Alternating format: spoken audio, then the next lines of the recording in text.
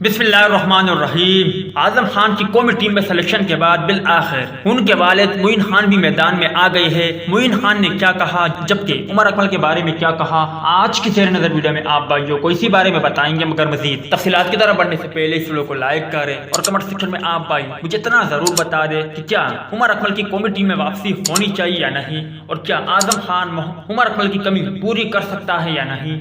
इस हवाले से कमेंट सेक्शन आपके कमेंट्स का मुंतजर रहेगा। कौमी क्रिकेट टीम के साबिक कप्तान मुइन खान ने कहा है कि बेटे आजम खान की टीम में सिलेक्शन पर खुश हूँ, मगर अब उन्हें कारकर्दगी दिखानी होगी। एक प्रोग्राम में गुफ्तगू करते हुए उनका कहना था कि अगर आजम खान अब जिम्मेदारी का मुजाहरा नहीं करेगा तो अपने साथ ज्यादती करेगा। उम्मीद है आजम खान PSL 6 के बकिया मैचेस में मुतासिर कुन कारकर्दगी दिखाएगा। उमर अकमल की 7 से 8 साल की क्रिकेट बाकी है, उन्हें मौका मिलना चाहिए। बोर्ड को चाहिए उमर अकमल का रिहैब प्रोग्राम जल्द मुकम्मल करे। उमर अकमल को अपनी गुज़िश्ता गलतियों से सीखना होगा, वो बासलाहियत खिलाड़ी है।